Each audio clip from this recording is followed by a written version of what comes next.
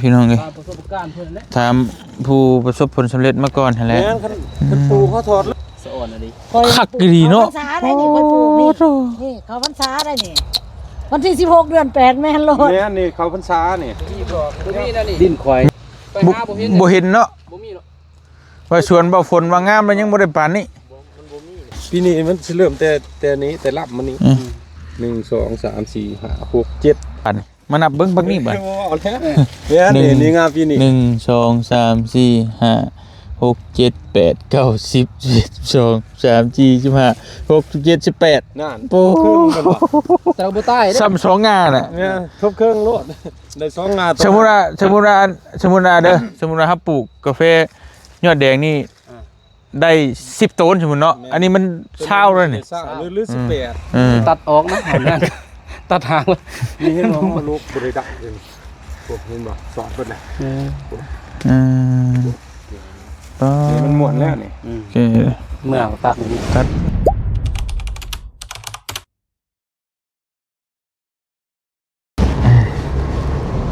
ไปพี่น้องใช้เข่าใช้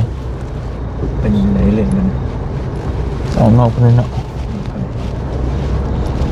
ไปพี่น้องเปิดภาพมากระคำมืดตื่นตาไปเบิ่งเบียร์กาแฟก่อนสบายดีเด้อพี่น้องทักทายสบายดีพ่อแม่พี่น้องเบิดสุขุทุกคนเนาะคำมาบ่มีเวลาพี่น้องโอ้เจ้าใช้เวลานี่แหละเดี๋ยวไปเบิ่งเบียร์กาแฟก่อนเบียร์กาแฟสั่งไว้จะไปปลูกธุรกิจพันล้านพันล้านหรือพันกี่ไปพี่น้องเลยจ้างให้คนกับน้องเพิ่นเลือกไว้ให้ได้จะคนมื้อนี้เนาะ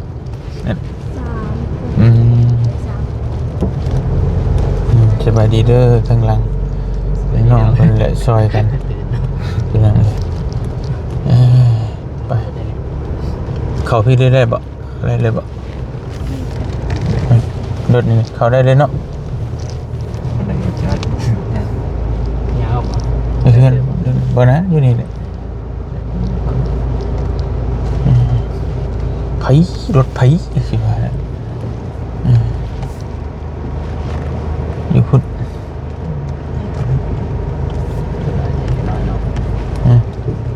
นี่มาเบิ่งว่านุ่ง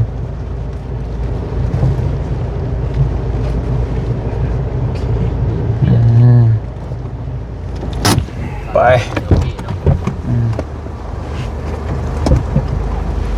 ไปดูเบียร์กาแฟเดี๋ยวเดินไป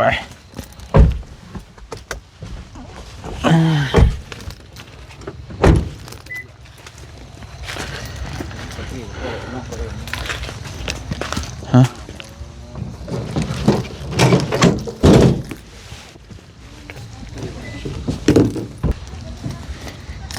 อ้าวติดใจแล้วบ้านี่เบานุ่งเป็นไงเบานุ่งคักบ่ฮะคักนะยอดขาวเนาะนั่นเลยงามเลยนี่สบายดีได้เด้อไปใช่ไปเลาะอันนี้ไปก้านบ่ไปก้านด้วยโอ้ใส่พุยยังว่าคักแท้นี่มุกุดเท่านี้นะมันงามแท้มุกุดนี่บ่เนี่ยช่วงนี้ใบมันพับไม่มันเป็นมันฉีดน้ำบ่ฉีดใบฉีดปีหน้าแล้วก็จวดนั่นนี่ฉีดนั่นบ่ยังนอโอ้เต็มไปได้นี่เนาะแคบคัดบ่แคบคัด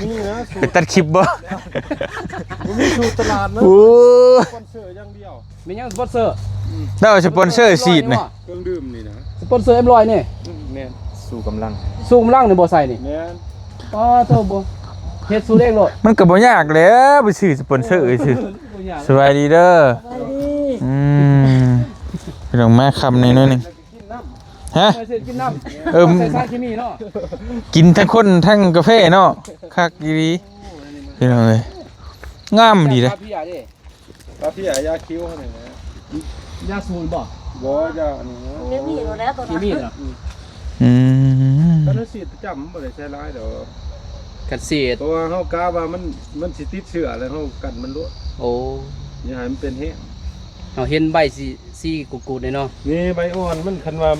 มีแบบตะหมดตะหยังค่ะ หำรถแมันบ่ แม่นลาดมันรั่ว ม คันมันมีตะหมดแล้วบ่เกินทิศหนึงเนาะ ปงเด็กกันบ่ คิ้วแนวใดก็ได้ก็จะบ่เปลี่ยนคิ้ว โอเคเห็นบ่คักบ่วะนุ่ง ตะฝุ่นแห่งคัก ตัวผู้ให้คัก บ่ อ่า จักกล้วยน้ำประเภทเนาะ เบิ่งใช้เบียร์อยู่ทางไหน เบียร์ขายเบียร์ขายเบียร์ก็รวยเลยนะ ที่บอกขายเบียร์ด้วยนะเฮ็ดยากบ่ยาก ขายเบียร์ก็รวยแล้วยังบ่ให้ปลูกกาแฟอีกบ่นี่ ข้าวเขาบ่เรื่องนี้ได้จังหวะป้า อืม เดี๋ยวบ่งามก็ได้ปี เบอร์นี่ตัวนี้ก็พอแล้ว มีหยังอีก ดอกไม้ โอ้ย อันใดก็งาม บ่ได้มีถากบ่ บ่มีทางบ่ ฮะ อ๋อจักปีตัวนี้ นี่บ่เอานุ่งของแท้นี่เบิ่งรถนี่ของแท้ ตัวนี้ก็ อืม โอ้ยปีนึงรวยแล้วนี่ บ่รั่วนะ เบิ่งรถของแท้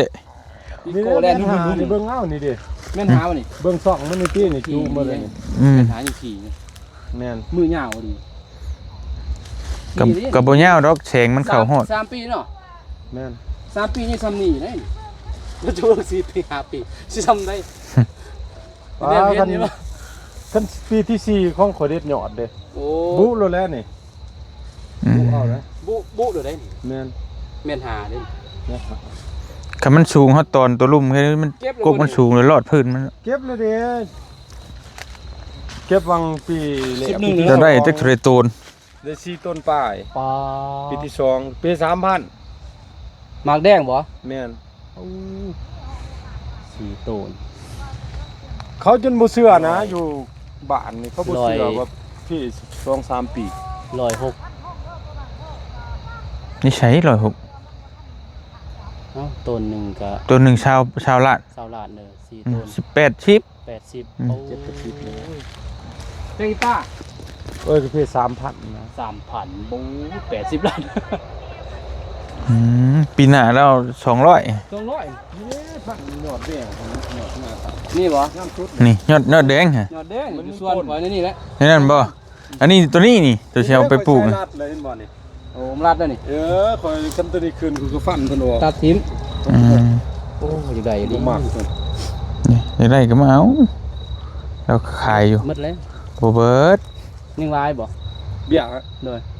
โอ้ยเบี้ยมันบ่งามนะถ้าเอาคันหลาเนี่ยสิได้นี่ ลาบ่แล้วจะ แล้วเราสิปลูกลับปุ๊บ ปลูกเดือน6 นี่ยังบ่ ได้บ่เดือน6พุ่น เดือนบกโอ้เบิ่งตามสภาพอากาศที่กันเนาะเบี้ยงอมที่กันคือเรื่องหลวงของบ่าว นี่บ่ ตัวไหนตัวนี้บ่ งามเลยเนาะ เบื้องปีน เบี้ยจากอันนั้นเนาะ ว่าจะลงดินโผคนต่างเลยขึ้นไว้ อยู่เฮือนไอ้นี่ได้ยังต่างเนาะ ตัวนี้บ่ตัวนี้บ่ ยอดขาวแม่น ของบ้านจัก ตัวไหนได้จักพันล่ะ นี่เนี่ยคนปลูกนี่ ไม่ มือพาล พั ง นปลายว่ะเขาใจบ่แล้วนะนี่คือ ยัง ใส่ ใจได้อยู่เนาะ เอายังบ่ได้ดื่มให้จัก8ก่อน กำลังคืนบ่นี่แม่นบ่บ่นี่ ยังสั่งใหญ่ๆนี่ของไผ นั่นแหละ นี่ คือกันตัวนี้ ใส่พันธุ์เดียวบ่หั่น ก็ตัวใหญ่นี่นำ โอ้ยนี่ของเรานะนี่กระ2,000นี่ ชมไป แล้วตัวนี้เฮากล้าใช้ดินแล้วเฮามาเสียบที่โทง อันนี้ก็แม่นแต่ว่าเดี๋ยวว่าท่านได้เลือกบ่ แม่นตัวนี้บ่ได้เลือกใส่ยันว่าเจ้าบ่เอาเบี้ยใหญ่ไง ราคาเดียวบ่ ใหญ่ นี่ ก็เอา ราคาเดียวบ่นี่ เราให้ แต่ กั ว่าน ลด เอา ตัวนี่เนาะ รายลดจาก 2,000 คันทงบ่แพงนี่ค่อยขายมันจะพันเดียวปีกายนี่ บ่นะคันเดี๋ยวจะไปอื่นสิเลือกตัวนี้ใช่นำได้อยู่ตัวนี้ ได้ เฮ้ยเจ้าสิปลูกไว้นี่สิบอก นี่อีกอาทิตย์หน้านี่สิปลูกเลย ตัวนี้เรากาอยู่ดินแล้วบางคน แม่นอาทิตย์หน้ามันลุยเลยอ่า ปาดก้นทงแล้วย่อคืนเบี้ยมันหน่อยเด้ โดย คือปลูกปีใหม่เพิ่นว่าดินไผ อันนี้เขาว่า เฮากันปีใหม่แล้วแน่ปู่ ปีใหม่ มันยันหญ้ามันขึ้นนี่เลย บ่ยเรื่องหญ้าหั่นย่ำได้ก็หญ้านะคันบ้านเฮาหั่น เนาะ บ้านเฮาเสียไปหนาทั้งหลังเกินโลด อืม ครับเฮาเฮ็ดหันเฮาบ่ได้ใส่นี่เฮาใส่ยา แดงเนาะ แม่น ก็มัน ตัวละยอดแดงแม่นเขาใส่ไหวแล้วนะ แดงนี่มันสิมีแม่งถึงมัก เดี๋ยวอื่นมาเลือกไว้จัก2,000 ป่วยเนาะแดง อืม ป่วยหมด บ่คันที่หน้าบ่เลือกก็ได้มันเลือกแล้วเอาขึ้นรถเลย หืม ค่อยสิซีดยามื้ออื่นหา โอเค เจ้าที่ปลูกแล้วค่อยมันเลือกแล้วก็เอาขึ้นรถเลย แต่ค่อยเลือกไว้ในนั้นหันก็บ่แม่นสิว่าเอาเบิดดอกตัวใดบ่เป็นตาเอาก็บ่เอา 2 3 ในกาบ่มี โอเคช็อกโกแลต ตาแล้วบ่มี 4 15นับรถ ประมาณ5โลพุ่นจักเนาะต้นหนึงเนาะ ได้อันแล้ว ได้ดินี่ ระยะแต่มาเก็บลงนั่นเอง ก็อย่าง7โลท่าน ปอคูณเบิ่ง 3,000 3,000 ของน้องเพิ่นหันสิเว้าบ่ของเขาเบียสมบูรณ์เด้ปลูกพร้อมกันนี่กกนึงบ่เว้าต้องหาโล อันนี้ ทั้ง ดิน เสียน ดินกองตูน ทั้งที่สองบ่เต็มยังน้อยหนึงก็เก็บหมดกก คือดินแถวตรงซีดทัน เก็บไว้ 18 52 เบิดมือ ทางบ้านคอยนี่สิบ่ใหญ่ เบิดมือยัง บ่ฮอดทางหลัง ถ้าแต่ง ใช่บัด เตียงบ่ฮอด ประมาณซั่นนี่เนาะ มันยางก็สิได้8ปุ๊บ 8 9นะสิว่า โตได้ 15 15ต้น 15ต้น 3,000เนาะของเรา 3,000แต่ได้กกละ5โลได้ เออ 15 กันได้15ต้น 15ต้น ได้กำไรอยู่กันได้10ต้นจากลูกหน่อยหนึง 10ต้นลบบ่ ลูกแล้วของสวนข่อยอันพันหนึงได้7ต้นป้ายน่ะ เบิ่งตีเขาว่าเบิ่งซ้ำนั้นยังลบ คอยบดส่วนได้3 บ่ตามเฮาหักษานี่แหละคันเฮาหักษาแบบธรรม นี่ ชา ข่อ ติ ยปีบางแล้วข่อยได้4ต้นป้ายได้นี่ ใส่พูน 15ต้น300กว่าล้าน ดูแลเบิ่งแย่งมันเต็มที่เด้ 300 300กว่าละ330ละ ใส่ปุ๋ยจักเทื่อแล้วว่ะ จักเทื่อใส่ ข่อยใช้เดือนละเทื่อ แต่ว่าเทื่อละซอบหั่นน่ะ เทื่อละซอบ แต่ว่าบ่ใช้หลายใด สอบหนึงเบิดนี่ แม่น โอ้ ใส่ซ้ำบ่วงได้บ่ ชาวกามบวงแก้ง โดย ตัวโต คุดบ่ บ่คุดนะ เคลียร์ บ่เคลียร์อีกหาทิ่มแบบบนใบตองบ่ห้อง ในนี้รถ ทิ่มให้มันถึกดินซื่อ ดูดซึมเนาะ ๆแม่น แบบระบ ส่ว บ น ซึ ค ม น มันก็ซึมเบิดนะ บ่ทันใช้ได้เดือนนี้ เป็นเงินแดง ใช้ อืม แดงมันสิเป็นนั่น ใส่นี่เฮาสิเริ่มใส่ก็เดือน6 คักกิลี โอ้ลี ปีหน้าแล้วก็ บางพวกโลก็พอแล้ว 300ล้านเหยียดๆแล้วได้นี่พี่น้อง บัดนี้โตอยู่สวนพุ่นก็ประมาณ10กว่าพันนี่แหละรุ่นเดียว อืม ปีเดียว ตื้อใช่ตื้อปลาย เข้าตื้อนะ สองตื้อไป บ่ได้ย้อนว่าเฮาจ้างคนจนหมดนั่นแหละ ฮะ รับซองตื้อ เฮาก็บ่เว้าแล้วตัวนั้นก็ได้ตัวตอนคายแล้วก็มาฮักออกก็บ่เลย เอาเด้เราไปอยู่ไปถ่ายรูปอยู่แล้วว่าสิเอาโลกนี่ ระวังสายพันธุ์เด้อเดียวนี่ หึ พัน บ่ ตัว เป็ นี้ น เนาะ สายพันธุ์ได้ ตัวนี้เนาะ แม่น ข่อยนี่ป้นเบี้ย สายพันธุ์นี่กระต้วยนี่บ่เลือกดินรักษาง่าย อยู่ได้อันเฮาอยู่ได้ในไม่ต้อง จะตัวโล กะเอง ถามแนวน้องเขาแถวนั้นคันจะเขาบอกว่าสายพันธุ์กระตุ้ยเม็ดใหญ่ๆจะก็เอาโลดแม่น ก็ยังเข้าตัว อันนี้กระตุ้ยบ่ชื่อมันน่ะ แม่น กระต้วย กระตุ้ย พวกเชื้อสารแม่เขาหูหมด เขาไปซื้อแนวพันธุ์เข้านี่เนาะไปซื้อเป็นในเอา เขา เนาะ บ่เคยลินเขาบ่จักดอก เขาบ่ บ่จักว่าสายพันธุ์กระตัว เขาซิมกาแฟน่ะ มีแต่เฮาตอนเพิ่นเก็บนี่เฮามาเก็บเสือ นั่นเมื่อวาน มันแดงแล้วเฮาจะมาซื้อน้ำเหล้าซื้อหมากมันแล้วก็ไปปุ๊ ซื้อประมาณจักครึ่งสอบหนึ่งก็โอ้หลายพันเติมเลย แม่น เอาเพื่อแล้วเอาเพื่อ สอบหนึ่งนี่ก็หลาย เอาเพื่อบัดกาบ่ได้เดี๋ยวมันเปื่อย สอบหนึ่ง50 โล50 โล จะว่าบ่ทันแล้วจะน้องบ่ให้เขา โลละล้านเนาะ เดี๋ยวสิเรื่องสตาร์แล้วสิ ไม่ได้สอบสอบล้านป้ายได้50เนาะตัวนี้ 50พันบ่ 50 โลสอบหนึ่ง โอ้40ป้าย ตัวนี้บ่ 48 49นี่แหละ สัมภาระเลย คันใส่แบบมัดบ่ได้หันได้51 52 คือว่า ขึ้น รัก ก็ ดี ประสอบคือกันแล้วตอนนี้ ก็สอบ ตะกี้กาแฟยอดแดงนี่เฮาใส่ได้มีแต่เท่าไหร่42บ่12 45โลเท่านั้น ต่างกันเลยเนาะ แม่น พื้นที่เดียวกันกับเบิ่งนี่ต้นมัน เบี้ย2ตัวเป็นโล มันจะย่อยๆเลยนะ หัน พูดได้แดงฮะ เออ พี่จอยนะอยู่ มันแบบ เบี้ยเขาบ่พอเบี้ยเขาเองนี่ อืม ก็เลยใส่เลยจังปลูกเด้ ตาลโลกบ่ได้ เดี๋ยวว่ามาใส่แทนมันเลยดิ มันต้องเป็นน้ำพันธุ์มันแหละเบิ่งเป็นน้ำพันธุ์มัน เพิ่นนี่จะตายเลยนี่บอกเลย ขึ้นมาบางปีกาย ตายเลยอยู่เฮือนเนี่ยอยู่บ้านตายเลย เหลือแต่ยอดหากในสายพันธุ์นี่เลี้ยงงาตีนนี่ บ่มีตายเนาะ นี่เด้เห็นว่าเอาไม้ได้นี่ ไปเลย ลามไปเรือไปเลย พี่นานี่เก็บแล้วสิพาออกอีก คัก อันแรกเขาว่าแนวตัวนี้ว่า นี่เด้ เขาว่าปลูกแม่คุณแม่รู้จะสิ บ่ หัก ได้ ตา ตา จัง ได้ ได๋ เลี้ยงไว้เลยได้นี่ เลี้ยงเลย เห็นบ่ได้ กัน มา มาโคตัดถิ่มเนาะ เนี่ย ๆเม็ดหาคุณเม็ดหาก็ยังย่างบ่ได้เลยติ บ่ได้แม่นหา กันเจ มัน อย ากเวลาเฮารักษาเด้ เองที่ สุด สิ หน้าเลย นี่3ปีซื้อเลย5ปีนี่ย่างบ่ได้ 3 ปีก็ฮอดย่ามพุ่นแล้ว3 ปีย่ามเก็บพุ่นแล้ว โอ้มีโอกาสเราไปเบิ่งสวนเฮาอยู่บ้านนั่นน่ะหาทานกันเลย 2ปี คักลาย อยู่หลังเลยคุณเดบีอันนั้นนั่น ใช่ใช่ สุดท้ายนี่ มีแต่เล็งๆให้ในเด้อสิปลูกแล้วโอ้ ผู้คิดหนาบ่ได้เลี้ยงดอก ไว้เจริญ ก็สิชื่อตะกันพญานั่นแหละให้ นี่ เจ้า เหลือไว้ หึโดยสิให้แน่ตัวใดมันสิบ่ก็บ่ว่าทิศ1 2ทิศนี่แหละก็บ่เล่าๆนี่แหละประมาณต้นเดือนหน้านะ ยังน้อย ปลูก มันเฮ็ดยากเบี้ ข ย นาดน้อยป้านนี้ยังฆ่าตะเล่าได้หา อืม ใครก็สิมาเอาไปบำรุงเองใครก็ ตัวนี้ก็แม่นหมดเนาะ คนทานสายพันธุ์ตัวนี้เขาบ่เลือกนะ โอ้ข่อยนี่บ่เลือกดอกอันนี้ เขาถามอยู่แต่ว่าเขาบ่อยาก พ่อนะข่อย บ่อยากเว้ากับ แม่ เขา คอยปลูกกันน้อยๆเนี่ยเจ้าจับนั่นแหละ แนวใดก็สิเอา เอาหมด เดี๋ยวพังเบิ่งบื้ออื่นนี่สิมาเอาตัวใหญ่นี่เมื่อก่อน แนวหันคอยจะเอามาให้ของน้องสาวหันแตกงาหมดราคามีแต่ 2,500 เห็นอันนี้บ่ได้ตายเด้นี่ นี่ค่อยปลูกนี่ ไป นี่สวนตัวนี้ นี่แหละซ้ำนี่แหละ อืม 3,000 ซ้ำนี่แล้วก็ปลูก มันก็บ่เป็นหยังดอกว่าเลยมันลงดินเขาแต่ว่าเฮานี่ดูแลมันได้มันก็ใหญ่ ลงดินใหม่มันเปลี่ยนรถ เปลี่ยนเลย มัน ประมาณ เพราะว่าหากมันสิได้แตกไป จะปลูกได้3-4วันแล้วจะก็เอาปุ๋ยหยอดน้อยหนึง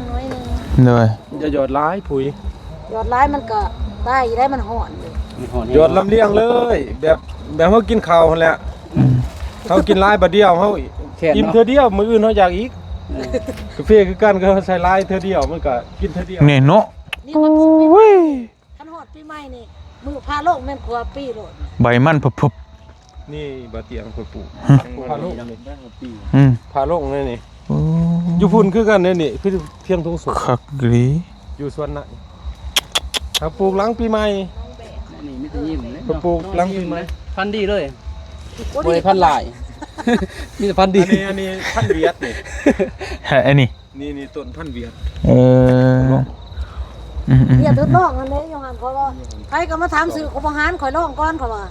มีการเบียร์ทดลองอีก แม่น พันธุ์ใหม่ แต่ว่าเอา เล มาย ลองดินบ้านเฮาเด้ค่ะมัน อันเดียวกันคล้ายๆกันกับตัวนี้หายาวคือกัน อย่าว่ามันบ่ถือเป็นดินบ้านเฮาบ้านเจ้าอยู่ไสอย่าว่าบ้าน ทาแต้ง ๆถ้าแตงนี่นะ ได้ ลองพันธุ์ตัวนี้ติพันธุ์นี้บ่เลือกดินไหน ข่อยตัดทิ่มหมดเลยตัว บ่เลือกดินอีก บ่เลือก แม่น พอดี เดี๋ยว บ่เลือกดินแล้วก็ทนต่อโลกอีก เดี๋ยวบื้ออื่นสิมาแก้เอาเมื่อสวรรค์ 5,000เนาะ มันใช้ได้เท่าไหร่บ่ 3,000 ลองเบิ่ง ตัวใหญ่ 33 คันอยู่พุ่นมันเป็นน้ำอากาศเจ้าก็ปลูกยับเขาอีก 3,000 นั่นคืออากาศของตูนนี่แม่นหา เกาล้าน สิเอามาเพราะว่าที่สร้างไว้หลายก็สิเอามาปลูกพุ่นน้ำเนนะแล้วก็ไว้แช่มน้ำเนนั่นแหละเพราะว่ามัน เส้นจะเอาน้ำล้างซะมันสิบ่ทัน โดยนั่นแหละเอาตัวซ้ำไปปลูกให้มันพอก่อนแล้วก็จังว่ากัน แต่ว่ามันขึ้นไปอีกก็เอาอีกนี่นะ คือสิบ่พอคือสิพ่อนอดิน บ่พอดอก อันนั้นก็พันธุ์งานยาวคือกันอยู่บน พ่อ พันธุ์ เนาะนั่นแหละ เฮกตาร์หนึงก็สิซ้ำนั่นแหละของ อีกตาป้ายเด้ ของข่อยเฮกตาร์7,000ข่อยปลูก สำนัก ก็อันนี้มันก็เกือบเฮกตาร์6เฮกตาร์7ผู้ใดเพราะว่าเบิกไปอีกเด้ลงไปแม่เพราะว่าตัวนองก็ถมเบิดเลยได้2นองหั่น ก็สิ มันต้นกำเนิดดินเฮาอยู่หั่นน่ะน้องก็แม่นอีพ่อน่ะจ้าง สิประมาณเอาก่อนจัก7ก็ได้7แล้วก็ไปปลูกก่อนแต่ว่า อันนี้ก็ให้มันขึ้นอีกก็ต้องเอามาอีกนั่นนะ ขาเสื้อให้ดอก โดยเพราะว่าจะเอาตัวไปลงนี่ก่อน อันตัวเจ้าสิเอามื้ออื่นข่อยก็สิจะเอาก่อนแล้วจังสิเพราะว่าไปกัน โดย มันก็คิ้ว โดย ไปก็ถาม สิเอาจัก300 400น่ะบืน ว่าค่าความบ่เตียง 300 เขามาพร้อมกันมื้อวานนี่ก็มาวันเสาร์นี่ก็มาให้ข่อยแหน่บ่ บ่ได้หลายก็ได้300เบี้ยก็เอาเขาว่าบ่ได้นะก็ยังอยากมาพ่อเราอยู่ หมู่เฮาก็โทรถามว่าเอาให้แหน่หา 6,000 แนวใดก็ได้ โอ้ ขี้ลายก็เอา คิดได้เก้า หมู่เว้ยแฮงสั่งตั้งแต่หายทงพุ่นกันพันกระต้วยนี่มันสิเอา 10,000 2คนมื้อผู้ที่20,000โอ้บ่ทันหารเว้ากับมัน มันเฮ็ดยากพี่กายข่อยเฮ็ดบ่งามๆนึงได้ มันนั่นลงบ่ บ่มันเป็น หมอกล ส ง ภาพอากาศ เป็นหมดทุกบ่อนนะ เป็ นี่ นเมื่อคุหมอง หมอก หันอยู่แคมทางหันกะ300,000ต้นได้แต่100,000ต้น คิดแต่ว่ามะม่วงที่ดอกยังบ่มีหมาคนหน่วยปีนี้ บรรยากาศอยู่บ้านเนี่ยบรรยากาศนั้นเนาะได้อยู่ บ้านเฮาสังเกตมะม่วงคันมะม่วง มันอยู่ จับ นี่มัน ดีกระเพกกระงะ มันเย็นเกินเนาะ จังได้ก เปื่อย แม่นเกิดลงเบิ่งแต่ว่าแต่อยู่บ้านมันก็ฮ้อนตัวงามเลย เอา ดิ ไปกะกับสายพันธุ์อันเดียวกันอยู่เรือนเป็นกะน้อย กะอยู่กัน2-3น้ำแต่ว่ามันนาน จะจักได้เบี้ยนี่เนาะบ่มียังบ่ได้หลายหนึงกำลังแตก มันเปื่อย เปื่อยบ่เป็นหยังกันเจ้าโรคท่านหามันเป็นอันนั้นมันเป็นน้ำดินเฮาบ่เสียนดินบ่ได้หยัง เราใส่นั่นลายได้ขี้ยังเหรอ โตเฮากะน่ะบ่ได้ใช้หยังตัวนั้นเลยสิ โอเคพี่น้องนี่แหละ มากเรื งามเลย ตัวนี้เด้ มากเรื อันนี้มักเหลืองมื้อ แม่น โอ้เดี๋ยวสิเอาน้ำอีกเหลือง แห้งไหนราคา ๆบ่บ่ครับ แต่ว่าเฮาบ่ได้แยกกันที่เฮาแยกคายแม่นเฮาก็เก็บ โอ้ บ่ นี่ ได้ ได้แล้วเดี๋ยว ก็ได้แล้วเด้อ ได้นี่ มีแต่ผู้อื่นคำน้องเขามานั่นเลือกให้ไว้ให้อ้ายนี่เด้อจัก300เด้อเอาไว้หมองใกล้ทางรถเขาฮอดก็ได้อ้ายสิเอาเมื่อสวรรค์สิมาปลูกอยู่พุ่น เขาว่ามันบ่อยากเป็นหนังเนาะหักตก เด้อแต่ก็อย่านะปลูกให้มันงามถือกับพอใจนะ ให้ทมให้เบิ่งเลยแย่ง แม่น เพราะว่า เอาพันเวียดเขาที่เอาแม่10 20ต้น เฮาถมอยู่หลังเพื่อนหั่นโดย จะเอาให้เจ้า ไอ้ ซื้อ คนซื่อๆดอก โอ้มัน ให้อยู่ซื้อ แม่น พันเวียดมันทนบ่ มันก็ทนคือกัน ตามสังเกตหันห้าก็ร้องนะประมาณ3ปีหรือชวนน้อง300ต้น อืม มาก็ดีบ่ เลยอย่า3ปี บอก ครับ นี่เด้เพิ่นไปเก็บ อืม ทนตลกคื เพิ่ อน กั ไป น เก็บอยู่ กำลังสังเกตว่าสิซะ บัดอันนี้คักเวียดแห่งคักกว่า เอาโทรศัพท์ ต้นนี้เคยปลูกมาแล้ว20ปีแล้ว เอ อื อ ม กำลังเห็นเนาะเขาก็บ่มั่นใจว่ามันเลือกดินบ่ยังบ่นะ 20 เอา ปี มาลอกปี พอ นี้ ดิ้นอยู่ บ่ได้ มัน ทุบ บ่ เกต คัก นี่ นะ ส่วนข่อย มันเลือกนะตัวแดงน่ะบ่ได้ตัวแดง แม่นส่วน ข่ บ้า อน ยเคยไปเฮ็ดสวนน่ะอยู่บ้านกำกอก เออ เออ ที่เราว่าคนบ้านอาเลียงข่อยอยากจักอยู่เขาว่าข่อยไปตลอดบ้านอาเลียงค่ะ อืม เขาก็ไปเฮ็ดหน้าให้บ้านกำกอกเลยทุ่งหน้าข่อยใกล้ๆบ้านอาเลียงหันย่างเอา อืมแถวนั้นแหละอันนี้ก็ได้ โดย แม่แต่ฮอดบ้านอาเลียง เพื่อนเราก็อยู่หั่นแหล้วอ่า แต่ว่า เป็นอยู่บ่ ปล่บ่เตี้ย ฮะ นี่ ปล่อยนี่ ก็สิเอาซ้ำเจ้านี่แหละ หรือว่าจะจักยามปี มันหอนเนาะมันหอนแล้วได้2-3ปีแล้วมันอยาก เพื่อได้ซะ มันหั่นน่ะ แต่ว่างามเนาะ ปี2ปี3ได้อยู่ปี4ปี5หั่นตึบแล้ว เพราะว่า บ่มีอากาศ บ่ซ้ำนี่แหละเพราะว่าดิ อยู่ได้จำนวนลายนะ อืม อยู่ได้ขึ้นลายก่อน เจ้าที่3มันเดือนแปด โดย แต่ว่าห้องเพื่อนข่อยบ่อยากแนะนำเนาะ หมวยห้องบ่ หากมันหอนเด้มันเข้มแห้ง อืม หากอ่อนมันยางลงไปแล้วมันจะติดกันมัน เปื่อยอันนี้ห้องพื้นนะ ปลูกร้อนๆแล้วเนาะ ค่อยลองค่อยลองมันมีอยู่บน ได้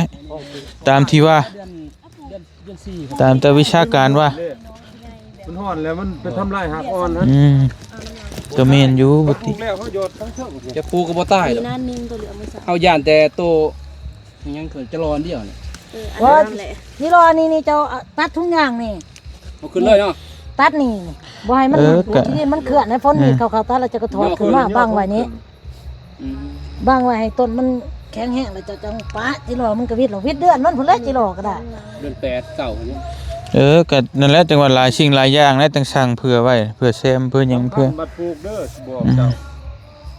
เวลาเอาคนมาปลูกอย่าให้เขาขันทง อืม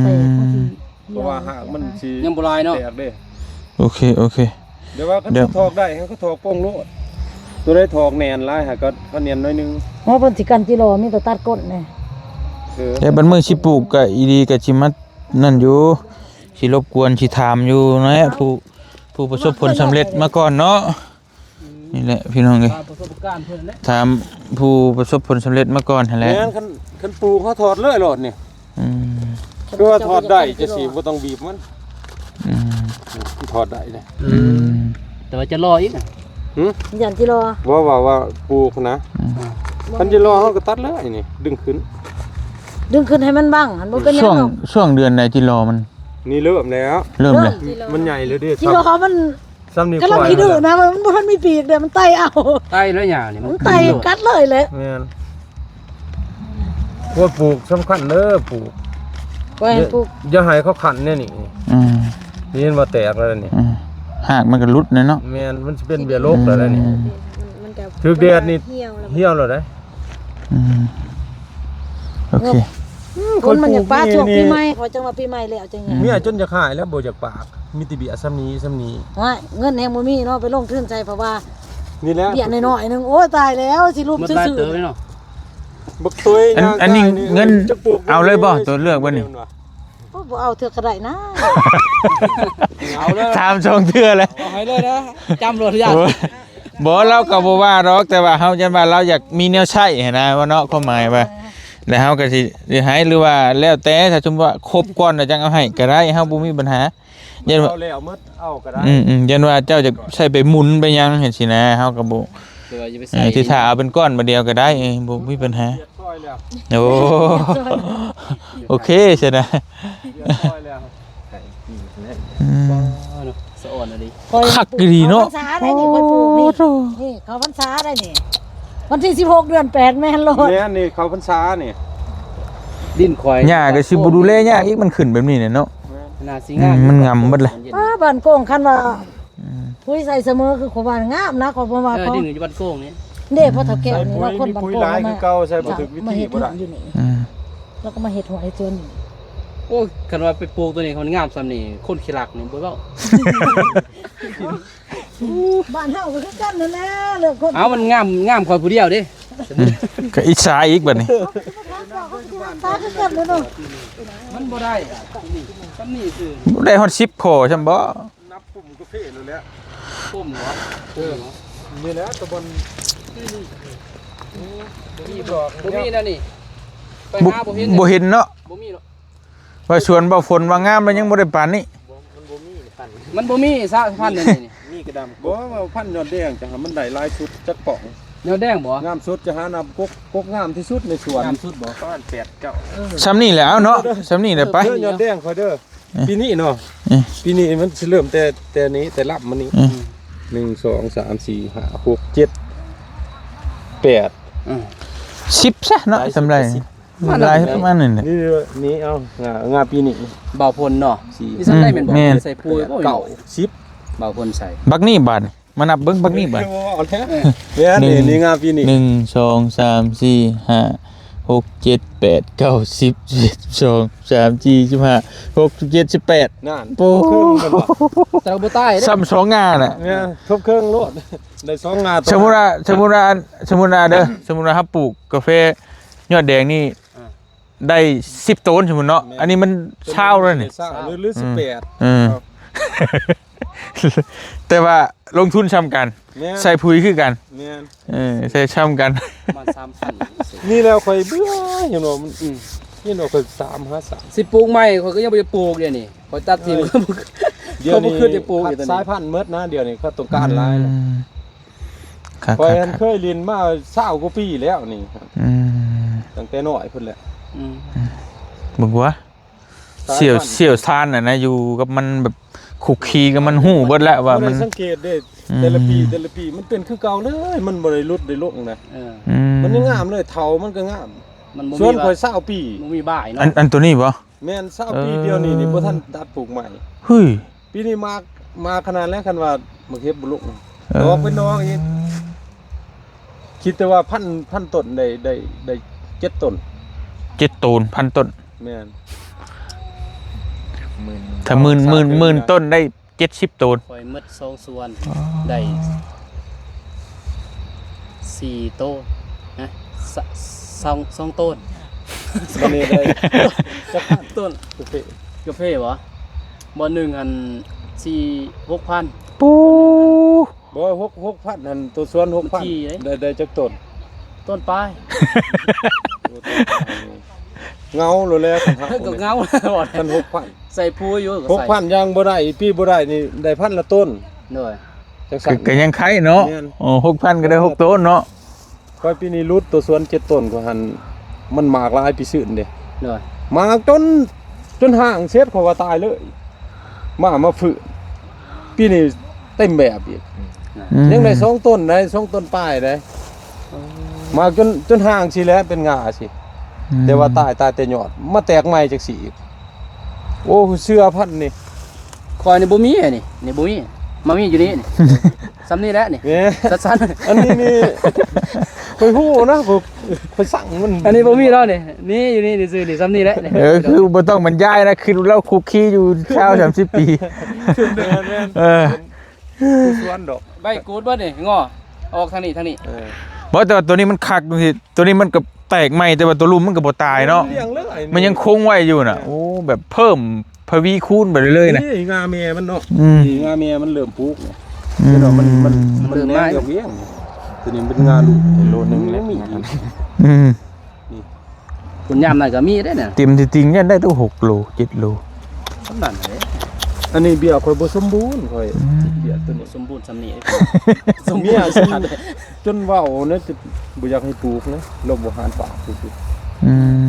ม เอานี่เก็บ10เก็บ20พี่น้องไปหาซื้อตอนนั้นบ่นุ่งไปซื้อ ค่อยปลูกโอ้ยเบี้ย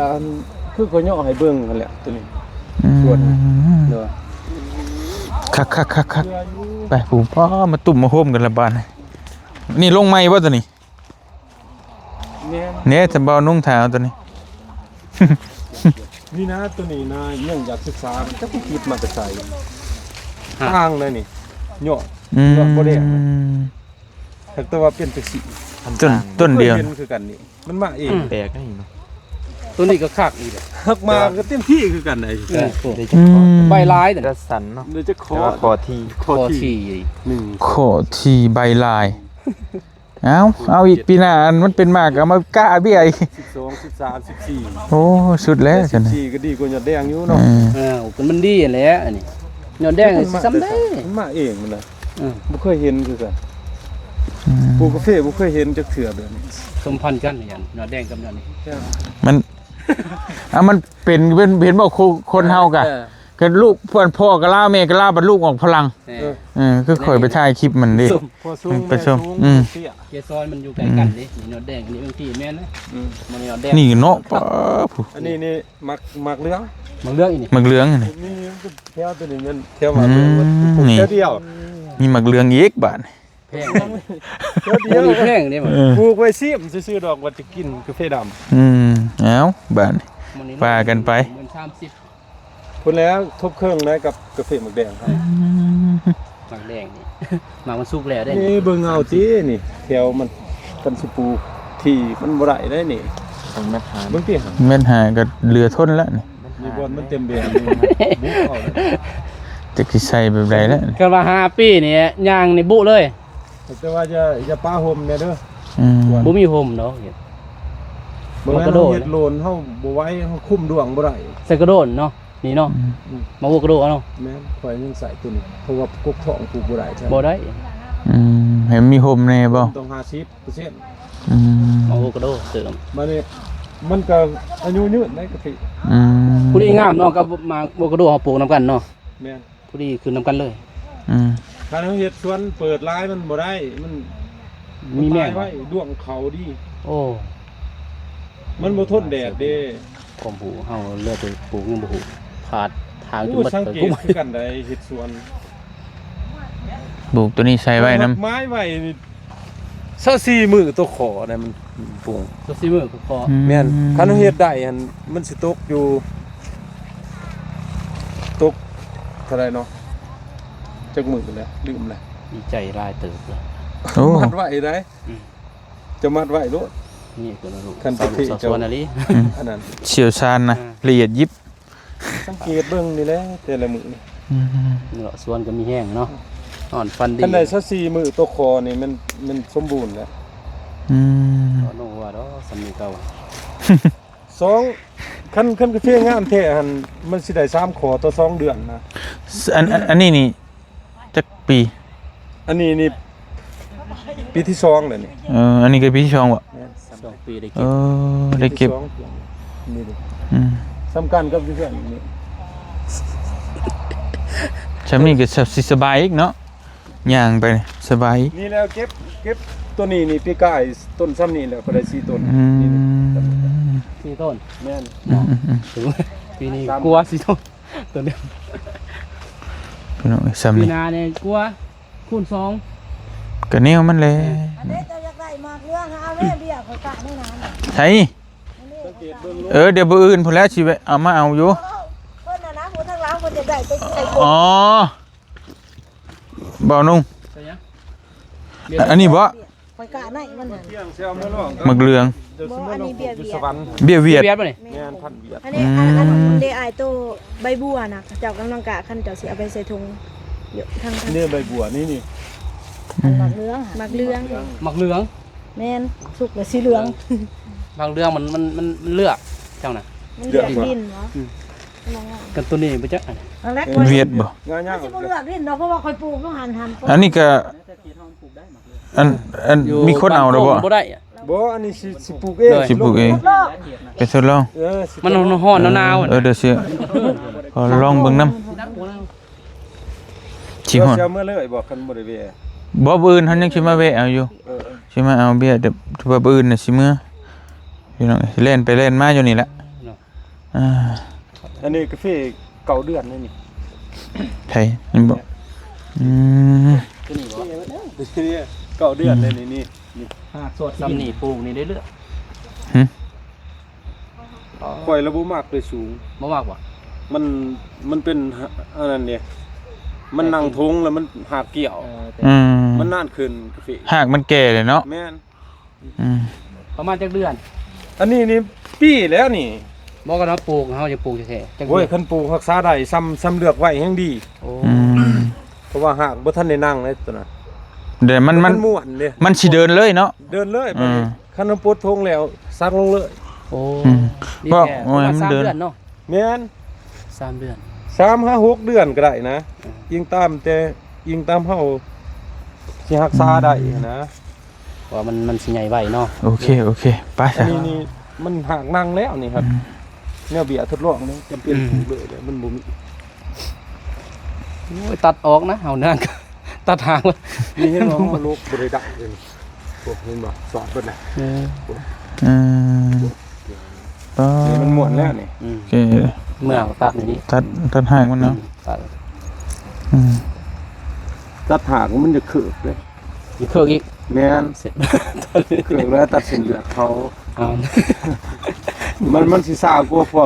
วกบ่ถือตัดหาก เอาหน่อยซะค่ะคักสุดแล้ว มันน้อยหากบ่ทันม่วนหั่นไว้กว่าตัวตัดหาก อืม แต่ว่าละจะเมื่อนั่นเจ้าตัวนี้แหละ นี่ก็เอามาเลยนี่อื่น อืม ประมาณ นี่ม่วนแล้ว สิลองเบิ่งผสมประสาน นี่เบียร์อะไร โอเค เบียร์เวียดนี่เนาะ เบียร์ทดลองสิทดลองนี่เขาอยากได้เบียร์5-6,000โว้ยบ่ให้ดอก ตัวนี้บ่ แม่น คายเขาเดี๋ยววะ เขาถามเขาก็ซอคือกันเขาอยากได้คือกัน สู้เท่เขาเนาะ เอ้า 6,000เขาเหรอ อืม ตัวโอเคกันนะ คือจะว่าหั่นแหละยอดแดงหั่นเขาสั่งมันแล้ว บ่ได้แล้วครับ มันบ่เก่ง อยากตัดทิมหมด บ่าวนุ่งมาเห็นนี่ก็สร้างได้นี่ ข้างแล้ว มันบ่เก่งยอดแดง ไปนี่ขอบใจได้หลาย แดงบ่มีคืบหนึ่งคือมันมาจะมีได้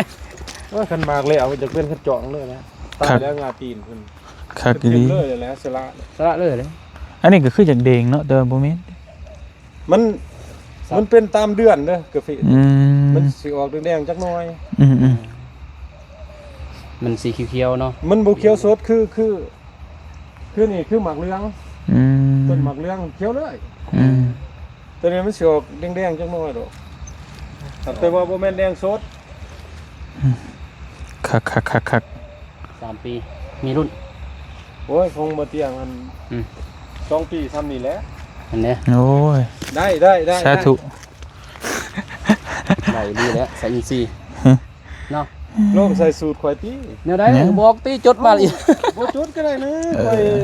อยู่กับนี่นะ ก็สิถามเล่านี่บ่ยากดอก ประสบการณ์เนาะ บัดเวลารักษาหั่นลองเบิ่ง ก็สิมาถามผู้ฮู้แหล้วเนาะคือข่อยไปศึกษาเอาเองนํเบิ่งมันแล้วแต่ละมื้อ เบิ่งนี่เนาะสีแล้วก็เบิ่งแม่นบ่ สังเกตเบิ่ง ว่าแม่นได้นี่ถูกต้อง มันเริ่มจะกูดมันเป็นเม็ดลงเนาะเดี๋ยวตามลัดมันโลดอย่าใช้มันเคิกไว้สิซะ เอาเฮ็ดแล้วมันก็พลาดแล้วเนาะ คันเห็นเนี่ยทิศหนึงนี่เป็นมันสวนเหรอได้ เขา Ừ. มาสวนคันจะเห็นต้น1 2ต้นอยู่ในหมู่มัน ดีอ่ะ เขาเดียวไว้ตัวติดเสือลัดก่อนโลดข่อยนี่ ไป ลัดเลย อยู่เพื่อนแนวยอดแดงนี่ล่ะกูดลอดก่อน จักเขาฝนเพิ่นแล้วนี่ใหญ่ต้นยังน้อยกว่าตัวซี ใหญ่ใส่จักรเนาะ ใส่จักโลด ไปหลายๆเด้อไอ้เด้อโดยรบกวนเวลาเราไปก้านเขียด เบิ่งห้องขนาดมันใด เขียดห้องตาย ไปเขาถามผมบอกเลยผมที่สูง เลย มาถามแล้วแหละบาด เบิก มานี่รถวิชาการครบ สวนก่อนพี่น้องเอ้ย ส่วนบ่หลายดอกต้นแล้วครับวิธีรักษามันต่างกันข่อยก็ตำราข่อย สิงัวก็ใส่บ่ บ่มีต้นเทิน บ่มีหยัง อันนี้นี่คิงว่าวังบุญดอกกันนี่ก็หลังโพด บ่คิดว่าน้อยกี่หน่วย วังบุญบ้านนี้ คักโอเคไปพี่น้องเอ้ยกลับก่อนบัดนี้เนาะไปได้ความรู้หลายเติบมื้อนี้ก็มาเบิ่งเบี้ยกาแฟอ้ายเพิ่นทางเพิ่นอันนั้นไว้ให้พี่น้องเอ้ยเพิ่นกล้าไว้ให้เดี๋ยวสั่ง นอนรักพันดี โดยก็มีแต่ว่าคัดเบิ่งเดี๋ยวฮอดมือปลูกก็จังไปปลูกลองเบิ่งค่อยเป็นค่อยไปให้ละก็เนาะค่อยศึกษาไปปลูกไปนำแล้วก็ขอบคุณขอบใจขอบคุณทุกคนในหลาย FC เบ่ทุกคนทุกคนที่ติดตามแล้วก็ฮักเพลงเป็นกำลังใจให้เบ่เตียงนี่เด้อพี่น้องเป็นอะไรก็สิรอดหรือสิล่วง สิลุ่งหรือสิดับเรานี่ครั้งแรกบ่เคยปลูกจักเทื่อกาแฟก็ได้เนาะโดยขอบคุณขอบใจหลายๆสู้ๆไปนำกันพี่น้องเอ้ยบ๊ายบายมื้ออื่นเจอกันเนาะ